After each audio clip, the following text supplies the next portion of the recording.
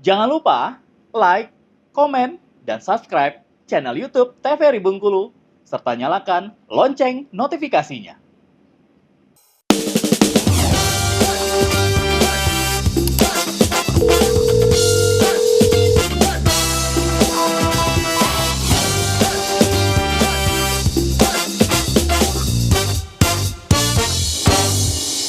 Baik pemirsa, terima kasih Anda kembali menyaksikan Dokter Kito. Kita langsung saja kembali ke Dr. Wenti untuk menjelaskan epistaksis pada hari ini.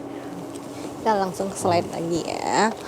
Ini yang trauma tadi ya. Jadi trauma itu bisa juga kena pukul nih, yang berantem jadi mimisan bisa ya. Jangan berantem ya, Dokter. Ya. Terus akibat benda asing atau benda tajam. Jadi benda asing ini biasanya anak-anak nih, anak-anak di bawah 5 tahun biasanya sering coba-coba, penasaran, dimasukinnya ke dalam hidungnya. Yang kejadian ya. Dokter. Bisa apa aja, bisa kapas, bisa kertas, bisa kelereng mungkin ya, atau manik-manik. Nah, itu bisa memicu terjadinya trauma. Karena kan tadi pembuluh darah kecilnya banyak sekali di sini. Itu benda asing keras loh. Jadi kalau ada ketekanan atau gesekan di sana bisa memicu terjadinya mimisan. Ya. Kemudian ini deviasi pergeseran hidung, itu biasanya karena kecelakaan dan lain-lain ya. Nah, infeksi lokal nih, ini yang sering terjadi pada usia muda biasanya, rinitis atau sinusitis ya. Jadi infeksi ini akan merusak mukosa atau selaput yang ada di hidung, menjadi tadi lebih kering bisa ya, akhirnya terjadi lebih rapuh sehingga memudahkan terjadinya perdarahan di hidung. Ya, makanya kalau ada proses-proses infeksi seperti ini harus segera ditangani. Kemudian perawatannya, maintenance-nya juga tetap ya, karena rinitis, apalagi rinitis alergi, itu kan tergantung dengan daya tahan tubuh kita, tergantung imunitas dan cuaca atau keadaan sekitar kita. Jadi harus ada penanganan lanjutannya, tidak hanya obat tadi ya, bisa cuci hidung, bisa dengan pelembab udara ya, yang memaksimalkan untuk hidung kita jadinya lebih sehat. Ya. Kalau pemasangan tindik di hidung itu seperti apa sih, Dok? Tindik di hidung berpengaruh juga, Dokter? Karena kan satu jaringan ya mungkin ya. Oke, jadi tindik di hidung yang pertama pengaruhnya adalah satu, bisa menjadi risiko infeksi ya. Karena apa? Itu benda asing. Tindik di hidung melakukan pelobangan di hidung yang tadi udah saya singgung ya. Di hidung itu pembuluh darahnya langsung ke atas atau ke otak, langsung dekat, beresiko terjadinya infeksi. Kalau sudah terjadi infeksi, akan banyak sekali hal-hal yang tidak kita inginkan. Katakanlah dia jadi infeksi ke otak ya, kan otak kita itu sangat penting ya, jadinya akan sangat berbahaya ya. Kemudian yang kedua, dari segi estetika sebenarnya kurang ya menurut saya ya. Mungkin ini pendapat pribadi saja ya. Untuk tindik itu selain berbahaya, higienitasnya kadang tidak terjamin ya. Kita nggak tahu loh, kadang itu barangnya steril atau tidak, tindikannya gimana. Betul. Kemudian fungsinya dilakukan di hidung apa? Kan di hidung itu banyak pembuluh darah.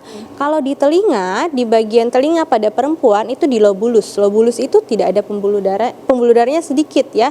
Lebih banyak jaringan lemak. Makanya aman kalau untuk dilakukan tindik atau pemasangan anting dibandingkan di hidung yang sudah banyak pembuluh darahnya. Artinya secara garis besar tidak disarankan ya sebenarnya ya, Dokter ya, tapi ini perspektif ya, Dokter ya. Perspektif, mungkin ada pendapat masing-masing, tapi kalau dari segi kesehatan atau dari segi medis kami tidak menyarankan ya. Oke, kemudian nah ini neoplasma atau kita katakan tumor ya. Jadi epistaksis juga bisa karena adanya tumor, kayak ada mungkin benjolan gitu ya, benjolan di hidungnya yang akhirnya menekan pembuluh darah sekitarnya, akhirnya apa, terjadi mimisan ya. Dan ini biasanya terjadinya sering ya, karena pembuluh darahnya itu rapuh, tertekan oleh si benjolan yang semakin hari semakin besar. Dan ini adalah keganasan ya, jadi penata laksanaannya jelas berbeda. Oke, ini pengaruh udara lingkungan tadi ya, kelembaban udara yang rendah bisa merusak mukosa atau selaput di dalam hidung, kemudian pembuluh darah akhirnya mudah pecah. Iritasi, zat-zat korosif juga ini ya, kayak katakanlah kita asap asap rokok, asap sampah. Nah, Asap rokok lagi ya. asap sampah Rokok lagi ya. itu adalah zat-zat korosif, artinya zat-zat yang dapat menghancurkan tubuh atau yang dapat merusak sel-sel di dalam tubuh kita. Kalau masuk, dia akan mengiritasi mukosa atau mengiritasi selaput di hidung kita. Kan selaputnya lembut sekali ya, jadi dia gampang teriritasi. Kalau sudah teriritasi apa? Pembuluh darahnya gampang pecah, menyebabkan terjadinya gampang mimisan. Ya. Oke, ini yang sistemik, jadi kelainan kardiovaskular seperti hipertensi, diabetes mellitus, aterosklerosis, kemudian kelainan darah juga hemofili, leukemia, trombositopenia. Ini juga penyebab tersering terjadinya mimisan. Tapi ini yang sistemik, yang artinya ini adalah penyakit dasarnya yang harus disembuhkan baru bisa menyembuhkan si mimisannya. Karena mimisannya adalah gejala dari penyakit tersebut.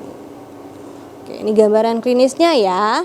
Jadi kalau yang anterior tadi biasanya warna darahnya lebih segar, merah darah segar ya.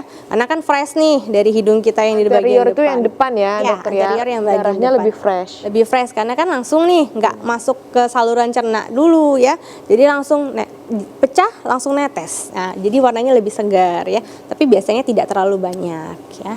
Kalau yang posterior sering tidak terlalu jelas gejalanya, bisa disertai mual, mungkin muntah, batuk darah tadi ya, bahkan bisa BAB berdarah karena tadi dia di bagian belakang sudah melewati berbagai macam organ lainnya. Jadi pas keluarnya pun gejalanya kadang miss di situ, kecuali sudah sangat hebat ya, jadi kayak langsung berdarah gitu ya.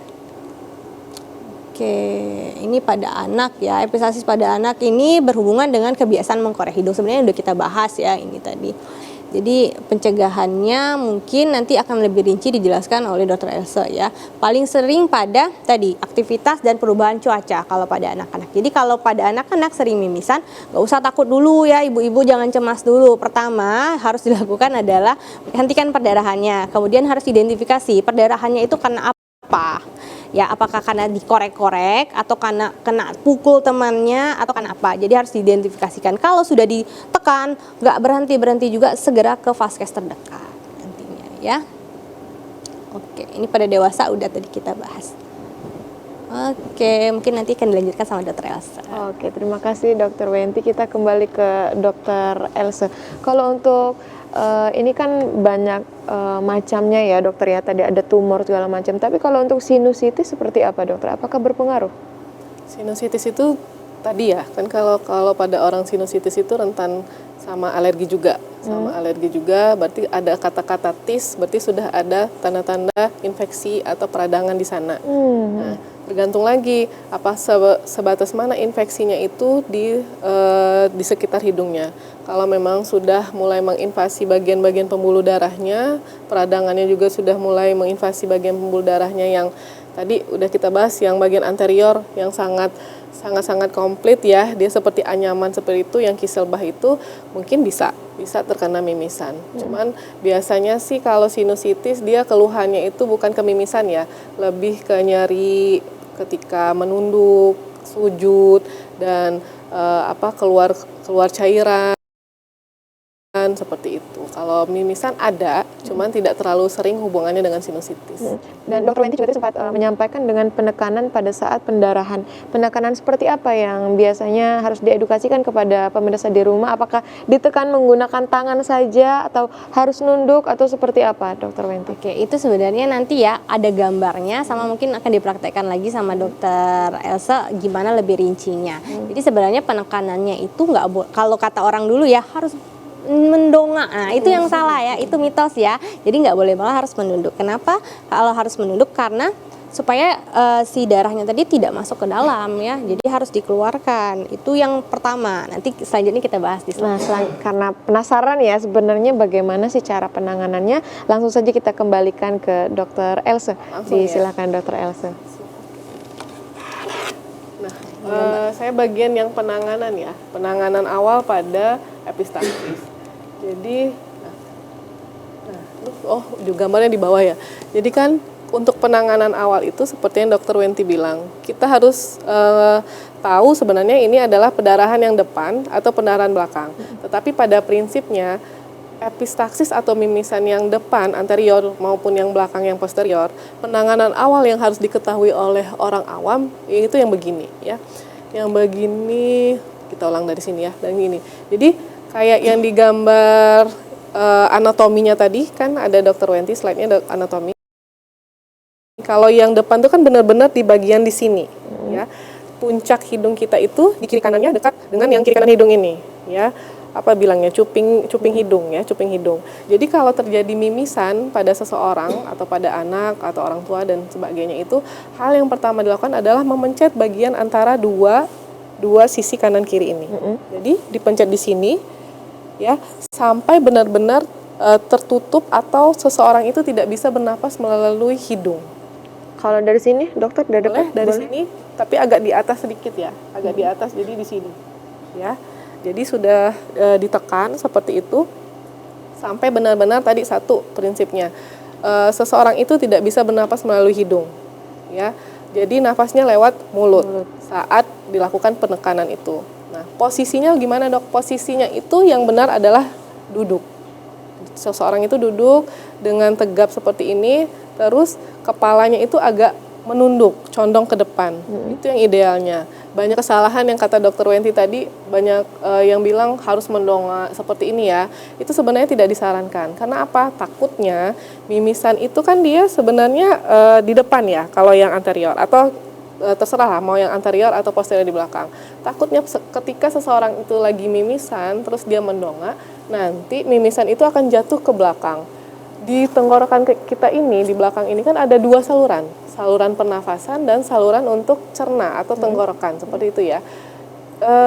Untungnya kalau dia masuk ke saluran cerna, ya saluran cerna, dia bisa nanti keluar lewat BAB, seperti itu ya. BAB-nya mungkin nanti akan berwarna hitam, seperti itu. Yang kita khawatirkan akan terjadi aspirasi, jatuh ke atau masuk ke saluran pernafasan. Itu yang kita khawatirkan, akan terjadi aspirasi yang akan terjadi sesak karena dia masuk ke saluran pernafasan, bukan di jalurnya, seperti itu. Kan paru-paru nggak boleh ada yang masuk cairan dan sebagainya, nggak boleh, hanya boleh ada oksigen atau udara, seperti itu. Itu kesalahan yang pertama, tidak boleh mendongak. Yang kedua, tidak boleh berbaring. Nah, itu lagi-lagi tidak boleh berbaring, karena berbaring itu nanti takutnya dia akan sama, jatuhnya mimisannya itu nanti akan menutup jalan pernafasan seseorang, seperti itu ya. Dan itu kalau berbaring tuh, apakah ada kondisi lain yang akan terjadi, Dokter Wenti, pada saat sedang mimisan?